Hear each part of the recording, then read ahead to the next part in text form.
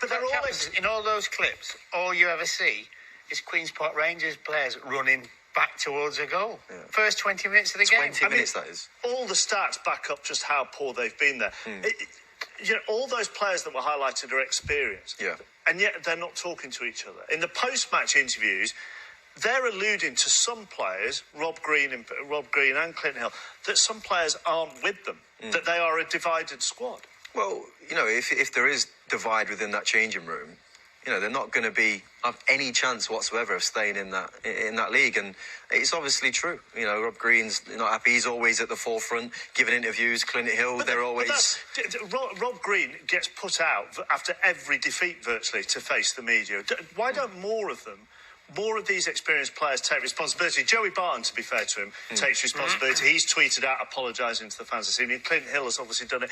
But it seems to be the same few faces who take responsibility for QPR's poor performance. Listen, I'm sorry, this is going back 2 years, is it not? Didn't we have a case a couple of years ago as well, where trying to fight to stay in the Premiership, some players wouldn't even get stripped to play on the bench. So, listen, that club quite easily could go through the Championship and be relegated to Division 1 unless it's sorted out. I played in the game. Ferdinand might be I played in the game at Reading when they went down, and I have to say, as a changing room, it was one of not a huge amount of disappointment which I expected to see. It was quite shocking at the time, but it was clear as day to the fans. They were really upset, obviously, by the lack of commitment shown, by certain players, and I think.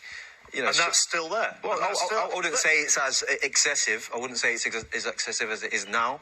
But there's obviously some issues because, I think a few of the players there alluded to the fact that wasn't happy. There were some players that wasn't at the game today. It's like a cancer, it needs cutting out. Well, let's just hear back again from Ramsey, Hill and Green about what the future might hold for QPR. Will the club capitulate?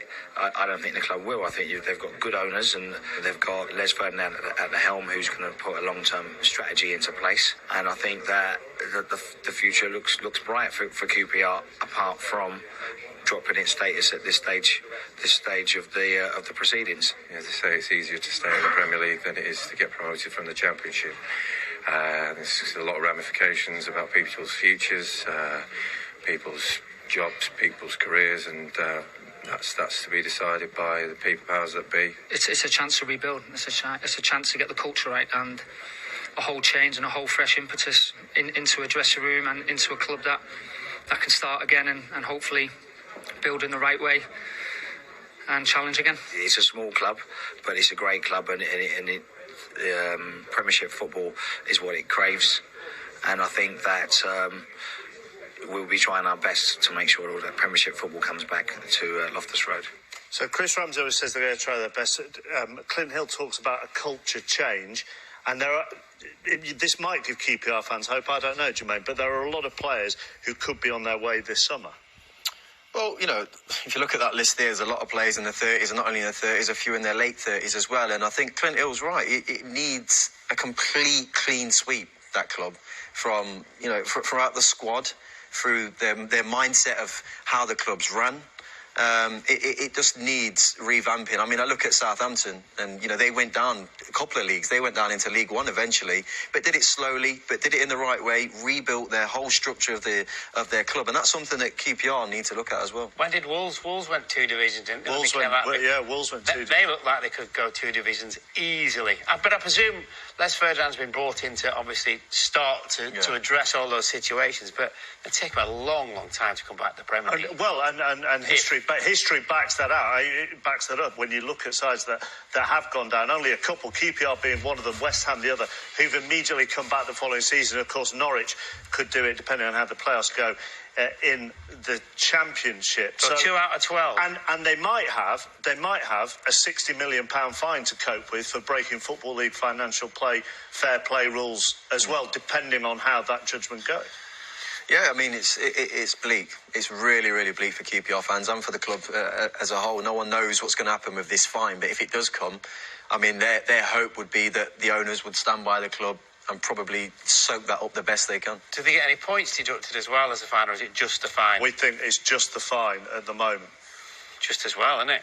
The other thing is they'll be able to pay the fine. That's the daft thing about the whole situation. Do you think fans will be patient? Do you think the QPR fans, and you know them, and they had every right to be furious today and how the season's gone in general, do you think they will accept the long-term view that you were talking about? I do, yeah. I think it's what everyone's craving at that place. They've tried the quick spend. They've tried the, throw loads of money at it, bring all these experienced players to the table and, we'll just survive in the Premier League. And it's not worked. So they need this new structure now, for me, which involves a lot more youth, a lot more hunger in getting QPR, which is a fantastic club, by the way, just kind of in a more stable position.